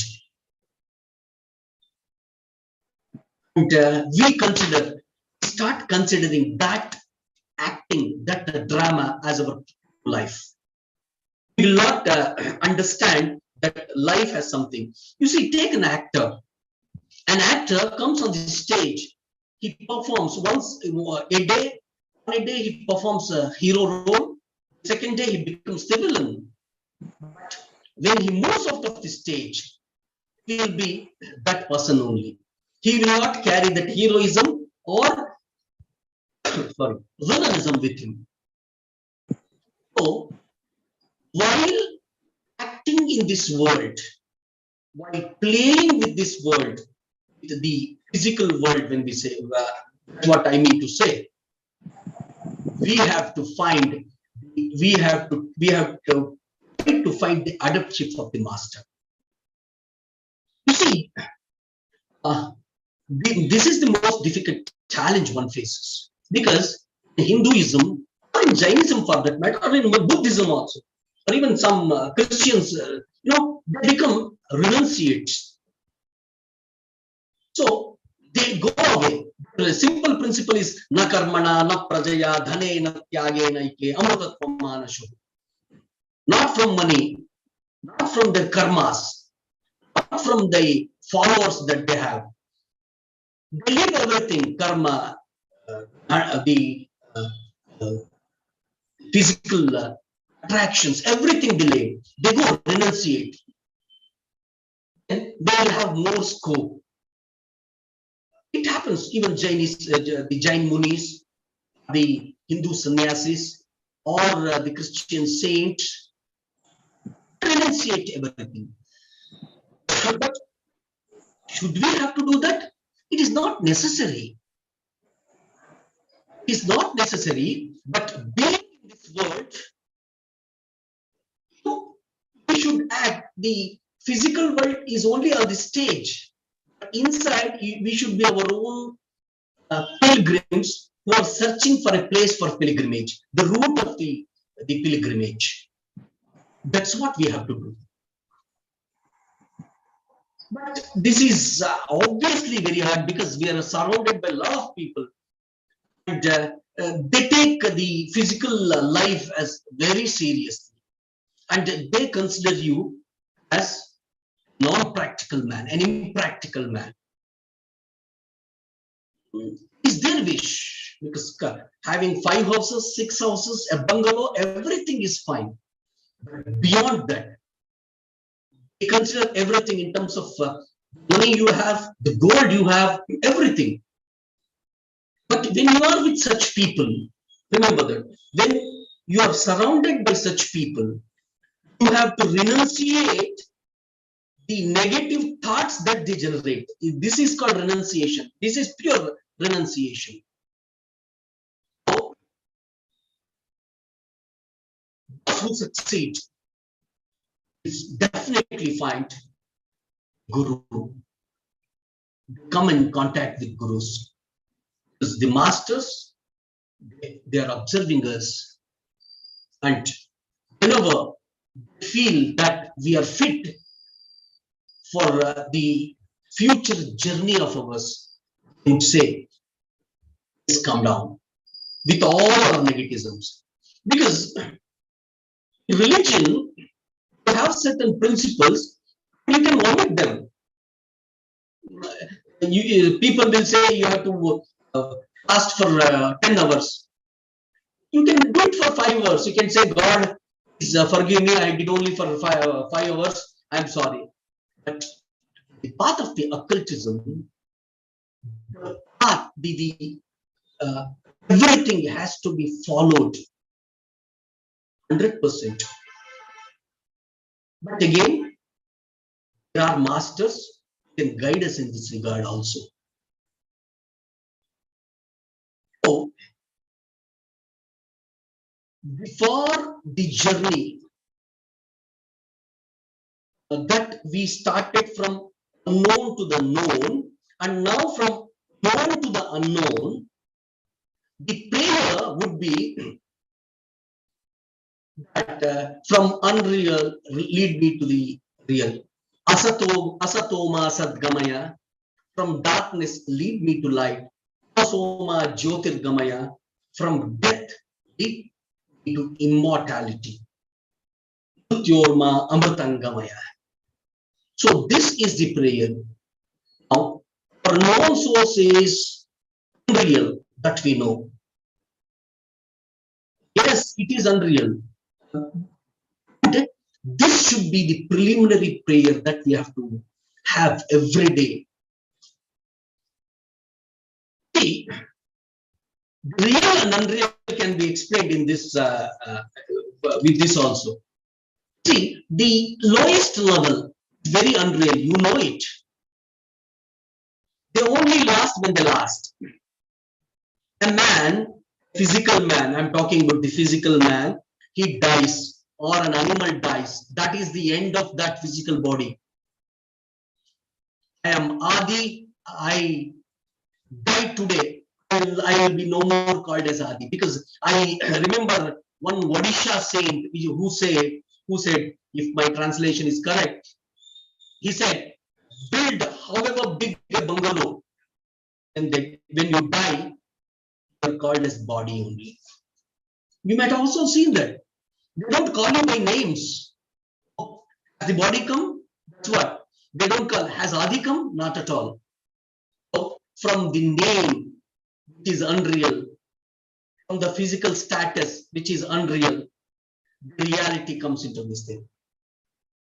So, the things that are on physical planes, lower planes, let's take up these lower planes, the mental, the astral, and the physical. They are there till the last. Once they lose, that is the end of the game. So, manifestation of the energy, logos,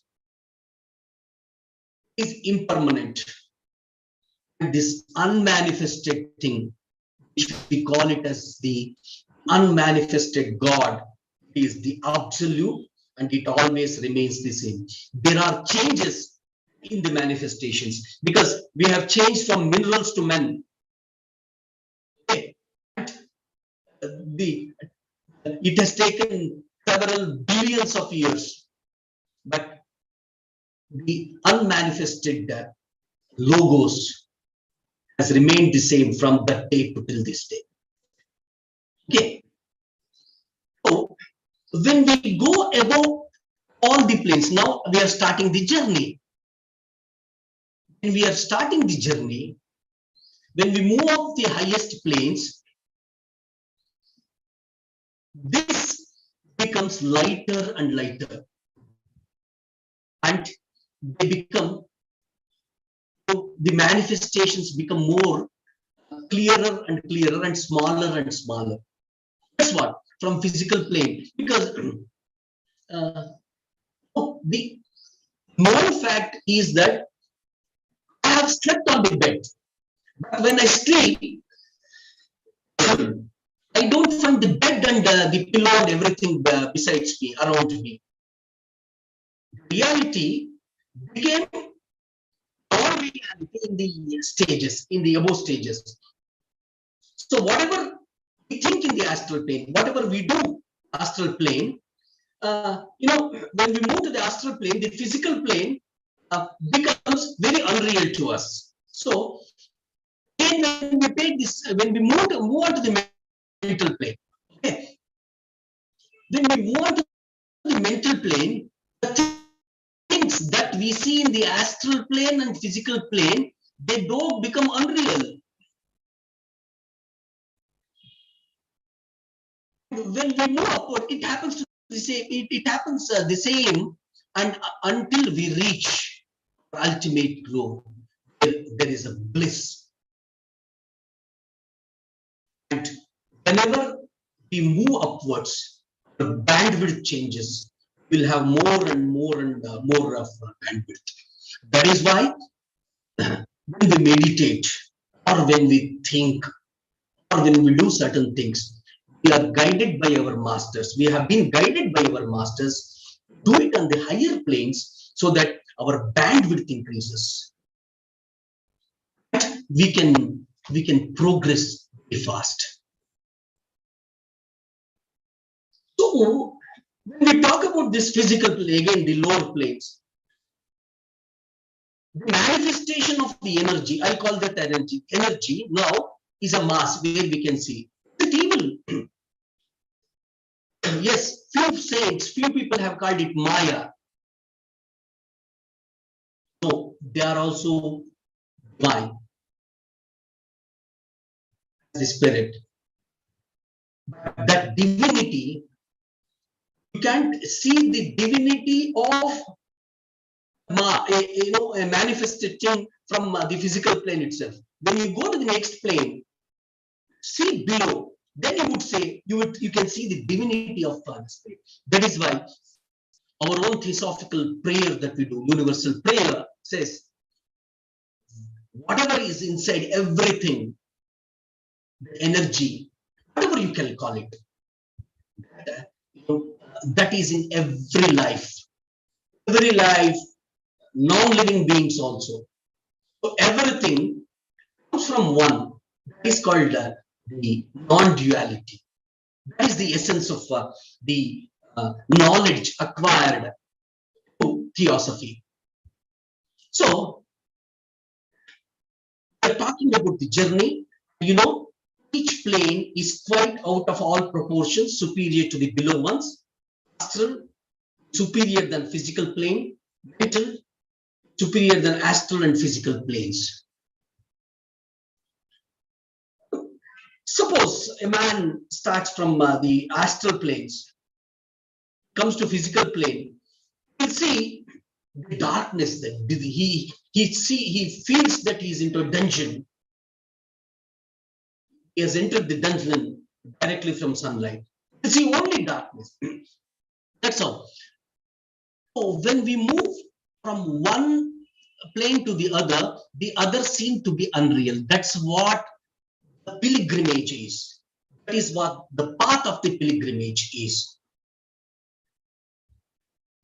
So this happens when I have explained in the mental plane.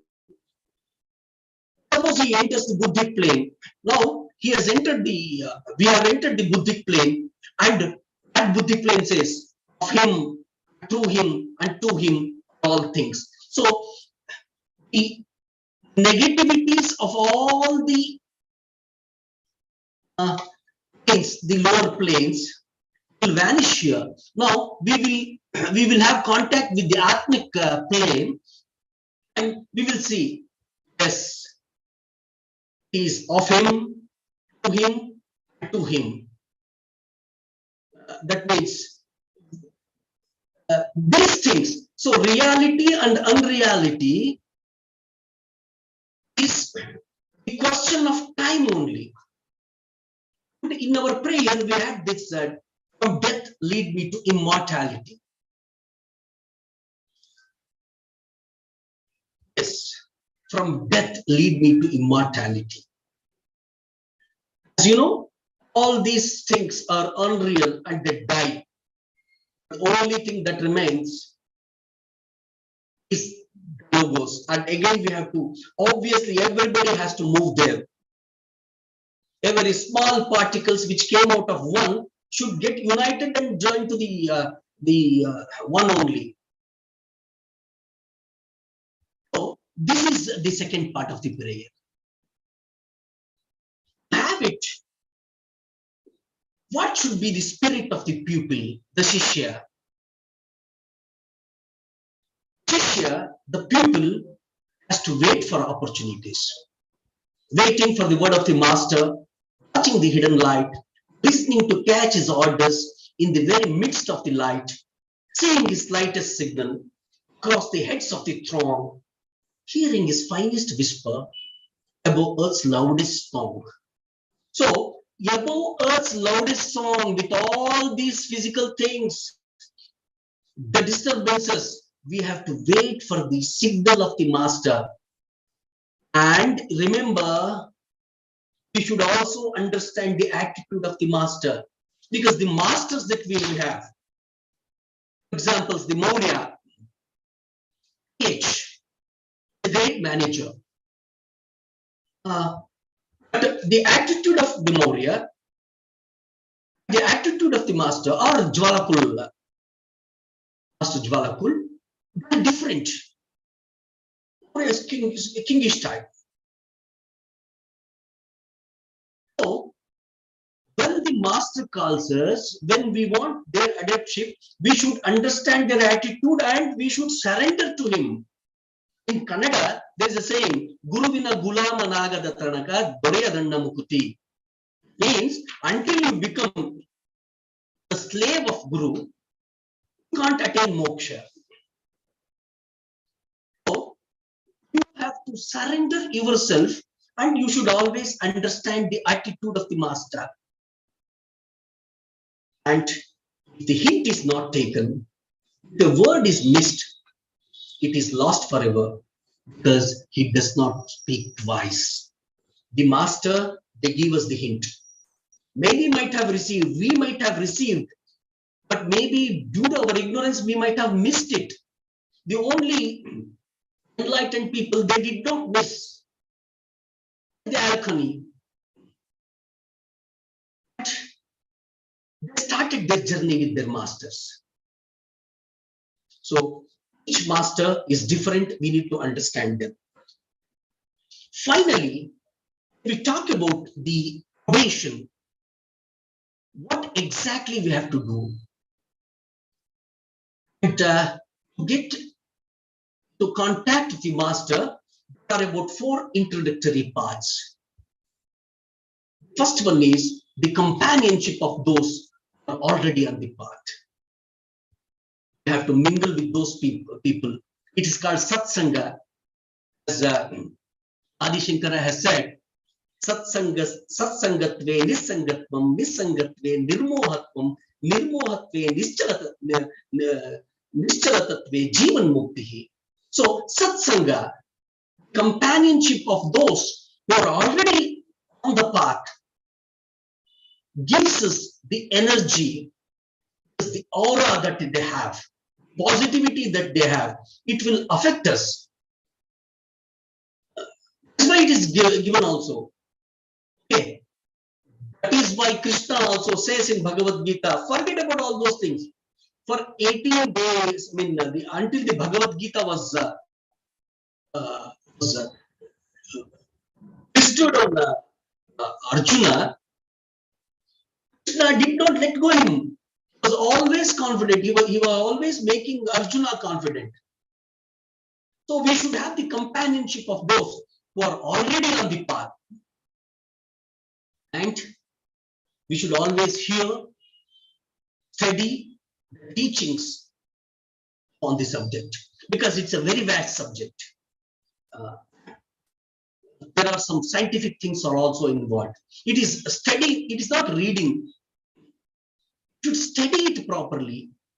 You should understand exactly, and you should follow the same actually. Because a lot of people, a lot of youngsters come to our theosophical meeting. They'll ask a lot of questions, especially their concern is only God and the religious activities. They don't find the difference between the religious activities and the occultism, path of occultism. So once we know, we have to explain to them. And we should also start trying to learn from them. And the third one is the enlightened reflection. We have to reflect ourselves. This enlightened reflection comes automatically, because I remember a small story of Brunton who went to Ramana Maharshi. And, everybody said Ramana Maharshi was great. Paul Brunton went, and he said this man, like all other Indian yogis, is a lazy fellow. He's sleeping there. And when Ramana Maharshi ji opened his eyes, he said, "Oh, who I am?" And Ramana Maharshi said only one word: "You know who you are?" Simple. He got the enlightenment. Yes, understanding what we are is the enlightened reflection. And once we have that enlightened reflection of any possible teaching from gurus, masters, we should reflect upon it, and we should start turning them into positive points. The next one is the practice of the virtue. It is not only reading. Yes, you have got enlightened reflection. We reflect upon ourselves, whatever it is. If you don't practice it in our real life, in our real lives, nothing is going to go. As my senior brother Krishna was telling, there's a lot of difference between information and knowledge. By reading, you'll have information. Yes, this thing and but knowledge, experience comes from practice. You have to practice that. And those were the four operations that we have to do to reach the master. So that ends my speech on the first part of it. That is pilgrimage, and probation. Thank you.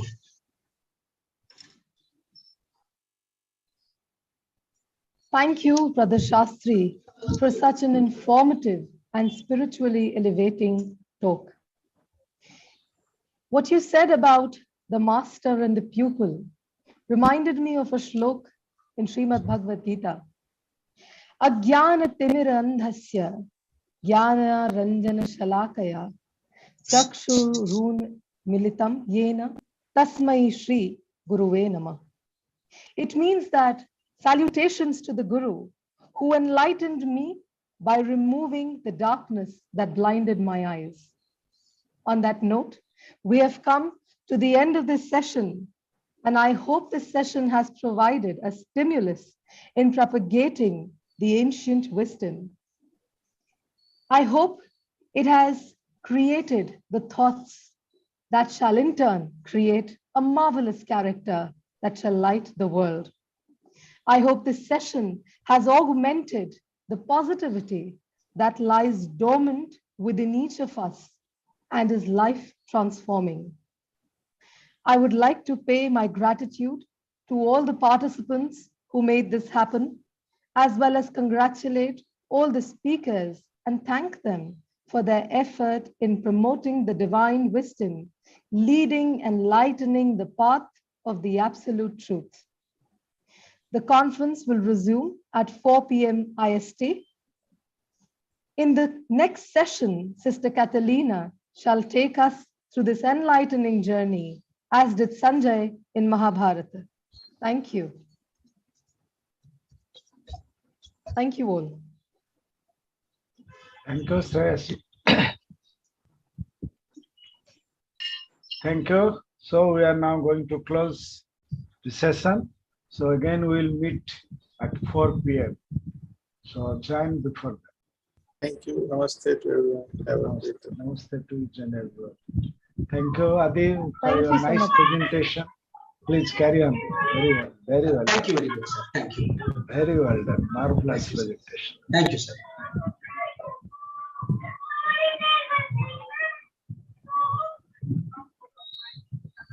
Thank you, sir. Namaste. Thank you, Adi. Thank you. Thank you, sir. Thank you, Shinde, sir. Thank you. Very nice. Thank you, Keep sir. it up. Very nice presentation. Thank you, sir. Wonderful. Thank you.